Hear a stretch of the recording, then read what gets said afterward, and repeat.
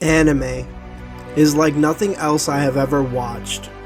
It has the power to bring us to tears, overwhelm us with happiness to the point of laughter. It can be about monsters or little girls or anything in between. It is a unique art with creative characters, over-the-top spectacle, in beautiful crafted worlds. One that always leaves me dazzled in my seat, waiting for the next show to take me on another adventure. We all watch for different reasons.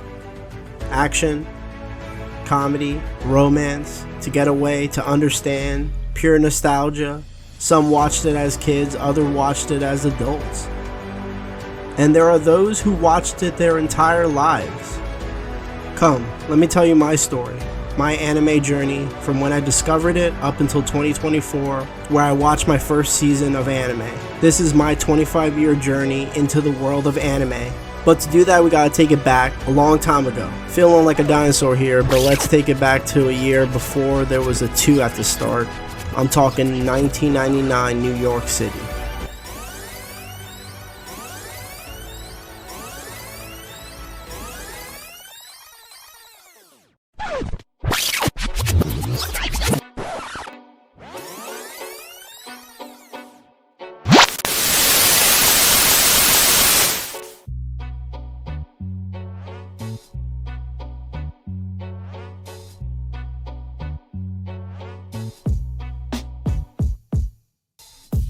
This was a different time.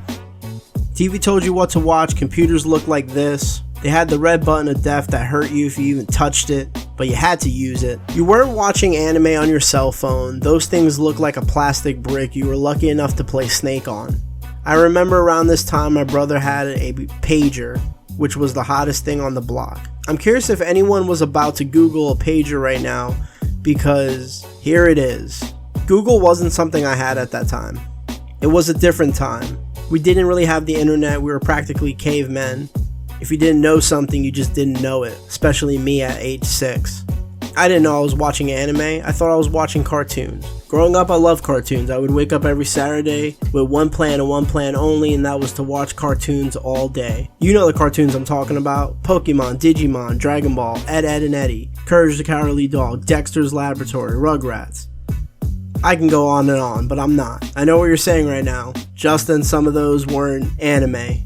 6-year-old me didn't know that in 1999. And I don't blame little me, considering how hard they try to hide it in all the shows. Donut, that always cheers me up. Pika-ka. These donuts are great. Jelly-filled are my favorite. Nothing beats a jelly-filled donut. Even though they were mixed in with Western cartoons, they always stood out to me as something different. The characters looked more real, the storytelling never reset week to week. It kept going, counting on the viewer to be smart enough to remember. Simply put, these anime shows stood out.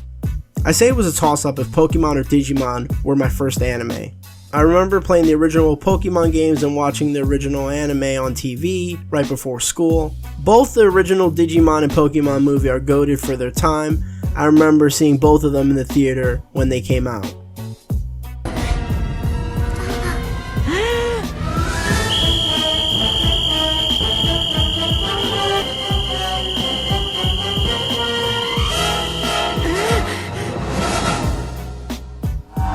Honest, those IP are held up by toys and games, and the anime acted more like a big commercial to sell the merchandise, which 6-year-old me ate up at the time.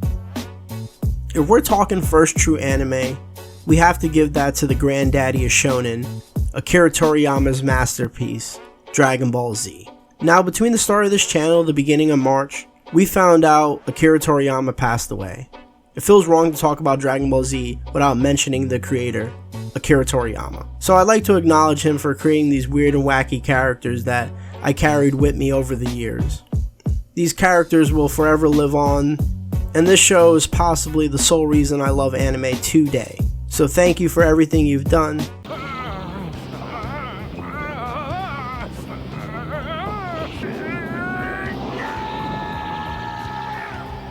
As for Dragon Ball Z, I was blown away. No other show looked like this show did to me. They would fight and die, magic wishing Dragon Balls. Now, I'm not 100%, but I do remember when I found the show, they were on Namek, because the first time I played a Dragon Ball Z game, the Saiyan Saga was all new and blew me away. Seeing Vegeta as a bad guy, Goku had a brother, I was such a fan that I ate it all up.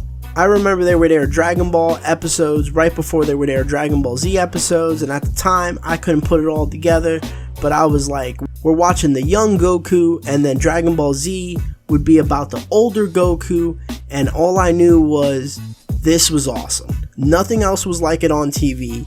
There were other animes that I would occasionally pass that I thought, okay, these kind of look like Dragon Ball Z, but at the end of the day, they just weren't Dragon Ball Z. And that's fine. If one of those shows was your show, let me know. But Dragon Ball Z was my show. Dragon Ball Z seemed to be the only show worth watching at the time. I became obsessed, watching all things Dragon Ball Z. I heard it all over the years. All it is muscle guys screaming for 6 episodes. If that's true, why is there a generation of anime fans that point to this, including myself, as the anime that got them into anime?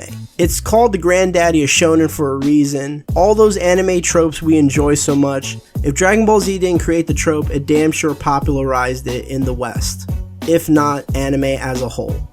Rivalries, transformation, visual channeling of inner chi, energy blast, tournaments, arc-based villains, rather than it being based around the main character. This was a time when you had to get on the internet and it sounded like this.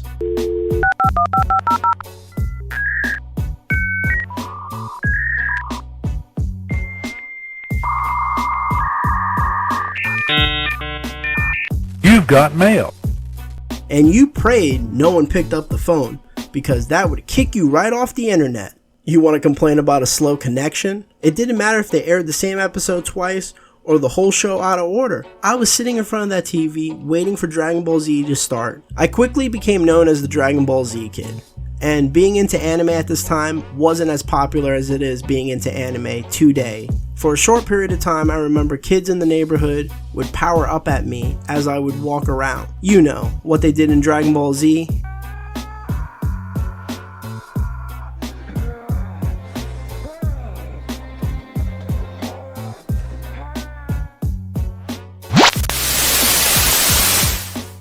But it was at this time that I would discover yet another anime, my next love, one where they also dueled. But this duel was different. And this anime would also bring me away from anime.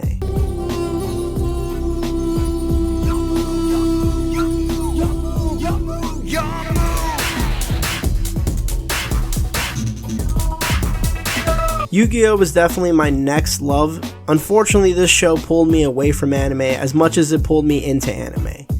It was the early 2000s as I watched this anime and fell in love with it. I thought, wouldn't it be fun to play this game? I wish there was cards. And boy oh boy, were there cards. Everyone on the block played, yes, including the kids that were powering up from before. We did tournaments, bet cards, traded cards. We had tag team partners. If tag team partners broke up, it was a big deal. We did ranks. Everyone was in on it. There was about 15 to 20 of us. We played everywhere. It was good times, really. I even went to tournaments at the time, hosted by Toys R Us. Oh god, am I that old that you might have to Google that too? I fell in love with the card game, so much so that I just stopped watching the anime and focused on playing cards. I played all the time with my friends, and it was great.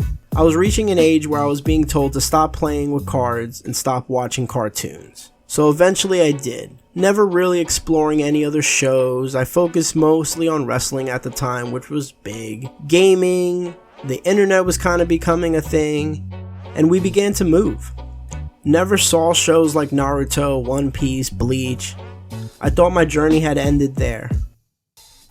Then we finally moved out of the big city and went to good old Pennsylvania. I met another sophisticated individual. He too played Yu-Gi-Oh! And knew of Dragon Ball Z. We would argue over who was the strongest, the most intellectual conversations that two teenage boys could have. I could safely say years would pass without me even watching any anime. We both were into superheroes, which all throughout high school the MCU was starting up, the Avengers. I began really getting into movies and TV shows. I started moving more towards geeky superhero and movie content, and never looked back. I've always been interested in the box office because at the end of the day, if something you like does good there, you're gonna get more of it. I would sometimes see an anime movie jump up in the box office, only for a week or two, only to fall away. It was around 2019, years later, that I would see an anime movie that caught my eye. It was only for a week, I believe, but I had no idea it was even coming out. I'm talking about Dragon Ball Super Broly. With all the fandoms out there, many in which I love and are a part of, it's easy to see why I spent such a long time away from anime. It's 2024 and we have a tremendous amount of content to consume, no matter the fandom. Sometimes an overwhelming amount, including anime. Kind of easy to see why I stood away for so long. But Dragon Ball Super Broly would do in 2019 what Dragon Ball Z did to me 20 years before in 1999, and that is turn me once again back into an anime fan. Now I know Dragon Ball franchise isn't perfect and not liked by all, but I also know it's beloved by many, including myself. And that love shot this movie to the top of the box office. I watched it one day, unaware of Super Saiyan God or Blue, just remembering good friends from old times. Being blown away by the visuals, it looked incredible. The first 20 minutes on Planet Vegeta were amazing. I felt like I was being transported back to my childhood self, as Frieza showed up to mock the Saiyans on their homeworld. Please, I have such high expectations for you. For your sake, I hope you live up to them. When we finally met up with our heroes, it was great seeing Goku and Vegeta fighting side by side against an old but new foe, Broly.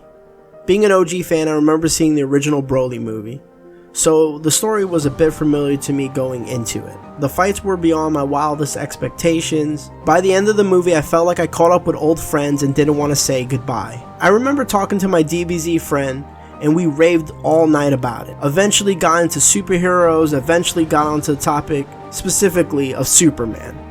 He told me about a show that had a Superman-like figure. He told me it was an anime. He said in this anime there's a world where they all have superpowers, about 80% of them. They're called quirks. And in this world they have a Superman who can change the weather with a punch. The first incident was in Ching City. An extraordinary child was born who radiated. You know what show I'm talking about. My Hero Academia. This show I would credit as getting me into anime. I now at this point understood what I was watching was anime from Japan. My Hero at this time only had 3 seasons. I remember catching up right around the hero licensing exam and going week to week from there. I also remember I wasn't crazy about the show from the start. I thought Deku was a crying baby, but little did I know I'd be crying right alongside him. The cast seemed to double with each episode. I would say it was around the sports festival where they started exploring Todoroki and some of the other Class 1A students that I fell in love with the show. Something about tournament style and backstories always pulls me in. And let's be honest, that Todoroki and Deku fight is just amazing. Having the story plot of Deku not really fighting him, but fighting to save his quirk is just brilliant.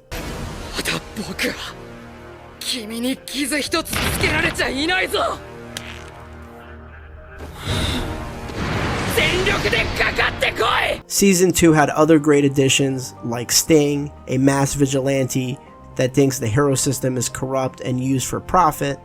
A great story to see inside this world that they built. A world where heroes get paid to be heroes. Where heroes are viewed as rock stars, celebrities.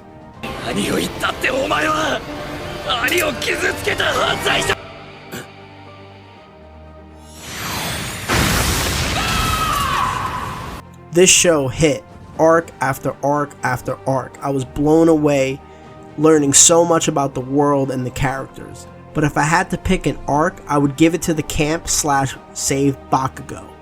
I knew I was catching up, so I enjoyed every second of this season. From seeing the kids work on their quirks, I had been with these characters for 2 seasons, but it was a new character they introduced, Kota. A hero-hating child who wanted nothing to do with Deku. Deku saving Kota from Muscular is a great scene. If I need motivation, I toss this on. If I don't want to get out of bed, I toss this on. It's good subbed, it's good dubbed, it's just perfect. This scene shows how far Deku is willing to go to save someone, even if they don't want to be saved, because that is what a hero does. Deku shows in this moment he is a hero by every measure of the word. He is willing to lay down his life for others, stand up for those who need it. I've seen this scene so many times and I still get emotional like it's the first. お前の攻撃効かなかったじゃん。それに両腕折れてる。俺 100% 緑やせわ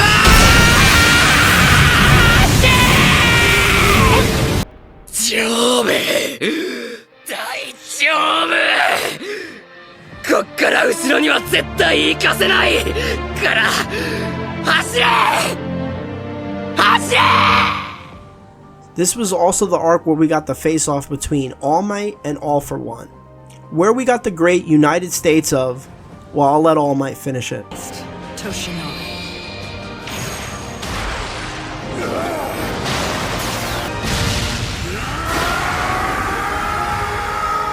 Goodbye, All for One.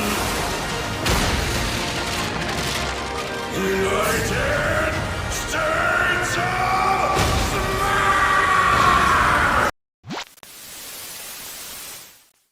But that was mid-2019 when I caught up with My Hero Academia. I had a taste of anime, and I was hungry.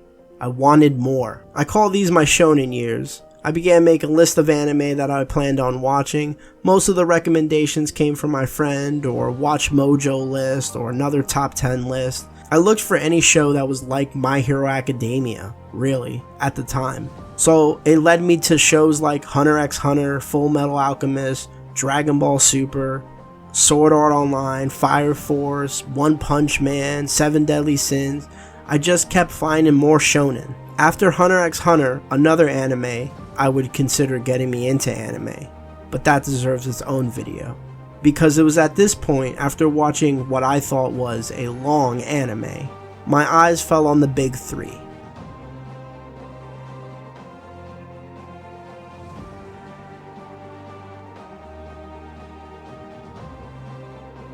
One Piece seemed a hill I just couldn't climb, so it fell to Bleach or Naruto. And I gotta be honest here, I really like ninjas. At age 26, late 2019, I took the dive into Naruto. I bring that up because I don't think Naruto's nostalgic for me, even though now it kinda is. But Naruto's just a good story, and I think it holds up to today. And it's something that you could watch at any age. I quickly found myself charmed by the main character, this trouble-making loudmouth brat that had a dream. This is also the show that would make me fall in love with anime tropes. Anime tropes like tragic children backstories that would make you rethink everything you know about the character, shouting attack names even though they were stealthy ninjas, the old pervy mentor that would teach the character the next new powerful move, time skips, ridiculous power scaling, all of it. I quickly fell in love with this show. I couldn't get enough of Naruto. Being late 2019 when I started the show, I really fell in love with it early 2020, and that's when everything went to chaos. The whole world shut down. At this time, it was nice to just go to work and come back to the village hidden in the leaves. I may have binged Naruto and Shippuden, but I felt like I watched these kids grow up in front of my eyes. Seeing their struggles, watching them overcome tremendous odds to achieve their dreams, Naruto in particular, who is still my favorite MC to this day. And I don't ever really see that changing. He was there in a moment of my life where I'll never forget how special that show was to me and is to me. Where everything was chaos, I had Naruto. I stocked up on instant ramen and went to town binging the show, instantly falling in love with the characters and the brutal world of ninjas. The use of different types of jutsus along with the wide cast of characters growing and developing alongside Naruto, watching Naruto learn the way of the ninja, his Rasengan, and learning to control the fox inside him. It was near Sasuke vs Naruto, the end of part 1, where I knew I was in for a treat. Something special was coming up. I waited for a Friday night, grabbed the 6-pack, and was proven right, seeing the two young ninjas pull out every trick they knew to overcome one another.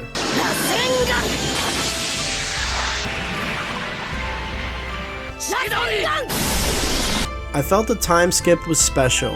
I never really saw anything like that, a 3-year time jump, seeing everyone grow and change. 全然変わってねえってばよ。みんな、渦巻きナルトが帰ってきたぞ。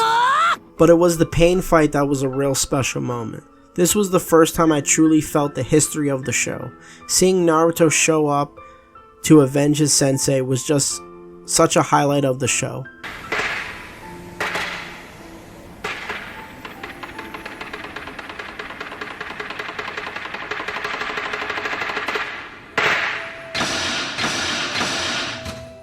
Seeing him being backed up by Toads, the same Toads that fought alongside Jiraiya, pushing his mastery of Sage Mode to the next level past what Jiraiya knew. Naruto was ready to become the hero of the Leaf Village, the same village that considered him an outcast. They told their kids to stay away, the same village that knew he was possessed by the Nine Tails. Pain was also a fantastic villain, being able to understand him being a victim of the cycle of violence. The show constantly one-upped itself from one fight to the next. I remember when Madara came back, that was another fantastic fight. The show knew how to choreograph cinematic style fights filled with emotion that hit twice as hard. They knew how to immerse you in the fight that would blow you away with spectacle, but also have you engage with the character, knowing win or lose, both ninjas would be changed by the end of the fight. I'm talking to you, Obito and Kakashi.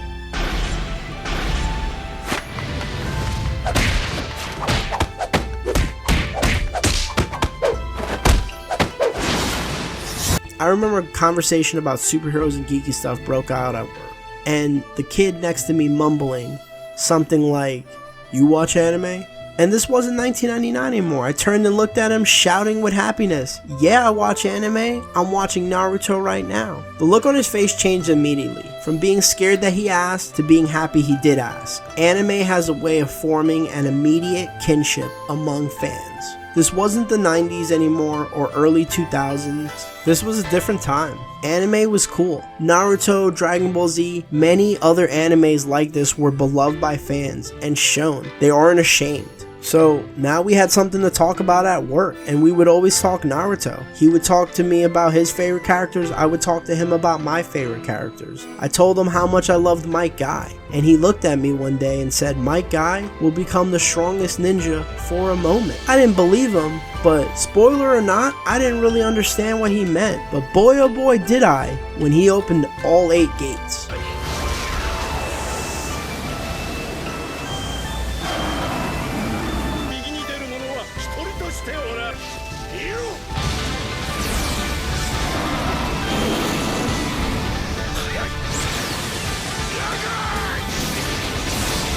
Then it happened, the fight we all waited for, the fight I waited for. If you even watched a minute of this show, you knew that it all came down to this: Naruto vs Sasuke. If you just watched the fight, it's a good fight regardless of any prior knowledge of Naruto. It has it all: hand to hand, powers, telling a story of one friend trying to bring another friend back, emotion, spectacle. But I didn't watch it like that. After months of watching this show, of watching these two kids grow up, learning the jutsus, slowly refining them over many episodes, watching them from different stages of their life as they unleash attack after attack, knowing we were there every step of the way. I can remember when Sasuke trained to master the fireball to make his father proud.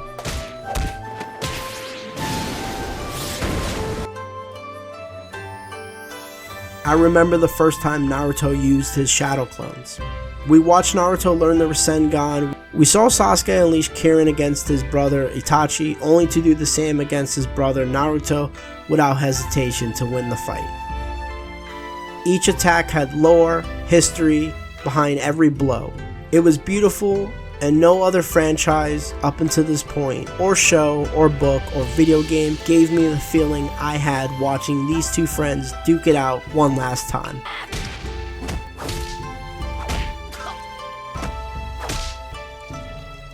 It was a feeling I only got from watching this show. It was a feeling I only got from watching anime.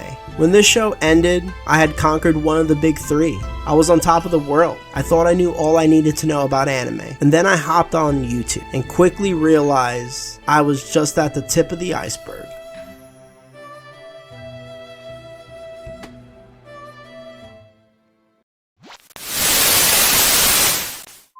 Jumping onto YouTube and finding podcasts to listen to at work, like The Passionate King from The Otaku's Experience, or the witty banter from the duo Nick and Danny at the Otaku's Anonymous, the funny Straw Hat Trio at the Blue Banana Podcast, or the extremely welcoming crew over at Gateway to Anime. And we can't forget the boys at Trash Taste. Thank you for all you do. You guys were a huge inspiration on why I decided to even start this. Keep up what you do. I felt like I learned so much listening to them and learning about the different sides of anime and the different opinions out there. As I quickly went down the rabbit hole, watching show after show, I never thought I'd be watching shows like Food Wars, Dr. Stone, Ranking of the Kings, Love After World Domination, Prison School, Undead Unluck, High School DxD, Chainsaw Man, My Ordinary Life, Mushoku Tensei. The list goes on and on and on. Each show, I fell more and more in love with anime, discovering loves I didn't even know I had. I know I still have titans of the industry to tackle, like Attack on Titan, Demon Slayer, Akira, but there is one titan I'm currently slaying: One Piece. Another anime I would also say contributed to my love of anime. What could I say? I love long storytelling, especially when it's done shonen style. As of recording, I'm around 460 episodes into it. Whitebeard just showed up. I'm sure Ace is going to be fine. I could see what all the hype's about. I would definitely say One Piece has been my most recent love. I wasn't crazy about the show from the start. Wasn't even going to watch it till I found this video from Super Eye Patch Wolf titled The Appeal of One Piece, Where to Start. And he called out the true reason I never gave the show a chance: the look of the characters. I always felt the art style just wasn't for me. Now I love it. I love it. I love how goofy the characters are. I love how over the top everything is. You could tell so much from the characters just by their design. When he got in the video to explaining Senior Pink, who I still to this point haven't met, I felt the need to watch this anime. Because the creator put so much thought into a single side character, maybe, I don't know. I knew I had to watch the entire show. So I dove headfirst into it, and I never looked back, falling in love with each member of the Straw Hat crew, this world, and everything in it. So we're finally caught up to today, where alongside that behemoth, I watched my first season of anime, wrapping up shows like Metallic Rouge, Solo Leveling, and Frieren Beyond Journey's End from the winter 2024 season, which was my first season. I never watched anime weekly like I did this time. It was really something different, and I decided to start my channel. We're coming up on the end of the first month of me starting my YouTube channel. With my first season down, I can't wait to see some other great animes this year. I look forward to spring 2024. That brings us to the end, and my complete journey into the world of anime. So I ask you, what was your first anime? Which anime turned you into a fan? Any recommendations, leave them below. This was my first video I put out at the end of the month of my first month doing YouTube. Feel free to follow me on your favorite platform, like and subscribe. I would like to keep the videos more focused on a single topic. Today's topic was my anime journey. My shorts are going to be a bit more random, just me putting out my opinions from the last 25 years. I'm not a YouTuber, so be nice in the comments. Just a fan with some free time who loves anime and decided to learn how to edit and do all this stupid stuff to put out a video for you guys telling you my anime journey. Is my anime journey special? Yeah, I think so. And yours is too.